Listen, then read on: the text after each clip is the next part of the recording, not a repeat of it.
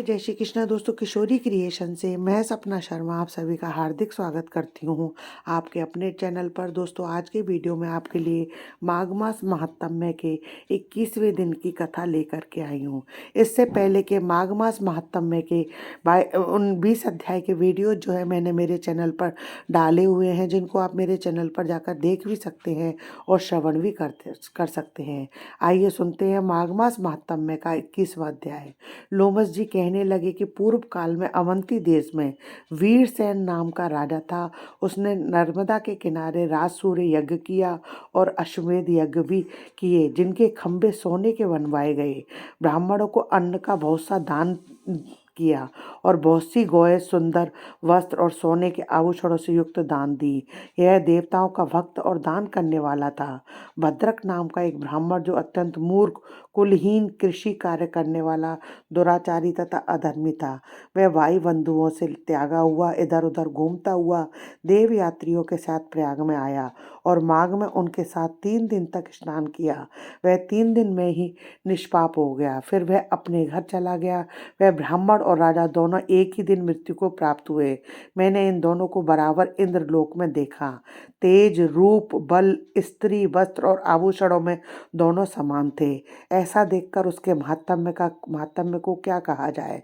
राज सूर्य यज्ञ करने वाला स्वर्ग का सुख भोग कर फिर भी जन्म लेता है, परंतु संगम में स्नान करने वाला जन्म मरण से रहित हो जाता है। गंगा और यमुना के संगम की हवा के स्पर्श से बहुत से दुख नष्ट हो जाते हैं। अधिक क्या कहें, और किसी भी तीर्थ में किए गए पाप माघ मास में प्रयाग में स्नान करने से नाश हो जाते हैं। मैं पिशाच मोचन नाम का एक पुराना इतिहास सुनाता हूँ। इस इतिहास को यह कन्याएं और तुम्हारा पुत्र भी सुने, इससे उनको स्मृति प्राप्त होगी। अपने समय में देवदूती नाम का बड़ा गंभीर और वेदों का पारंगत एक वैष्णव ब्राह्मण था। उसने पिशाच को निर्मुक्त किया। वेदनिधि कहने लगे कि वह कहाँ का रहने वाला, किसका पुत्र, किस पिशाच को उसने निर्मुक्त किया। आप विस्तार पूर्वक यह सब कथा सुनाइए। लोमस ऋषि ने कहा कि किलपज्ञ से निकली हुई सुंदर सरस्वती के किनारे पर उसका स्थान था। जंगल के बीच में पुण्य जल वाली सरस्वती बहती थी। वन में अनेक प्रकार के पशु भी विचरते थे।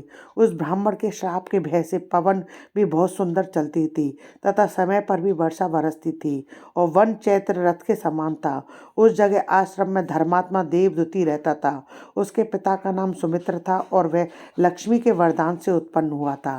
वह सदैव आत्मा को स्थिर रखता, गर्मी में अपने नेत्र सूर्य की तरफ रखता, वर्षा में खुली जगह पर तपस्या करता, हेमंत ऋतु में सारस्वत सरोवर में बैठता और त्रिकाल संध्या करता।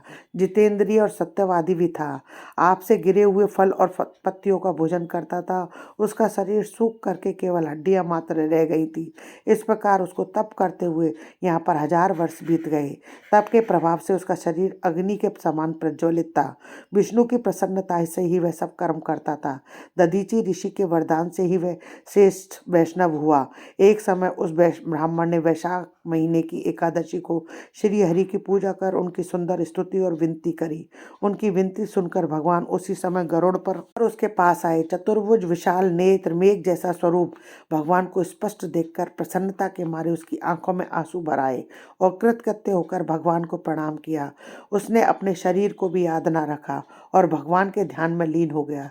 तब भगवान ने कहा कि हे देवदूती, मैं जानता हूँ तुम मेरे परम भक्त हो। मैं तुमसे अति प्रसन्न हूँ। तुम वर मांगो। इस प्रकार भगवान के वचन सुनकर प्रेम के मारे लड़खड़ाती हुई वाणी में कहने लगा कि हे देवाधिदेव, अपनी माया से शरीर धारण करने वाले आपका दर्शन देवताओं को भी दुर्लभ है।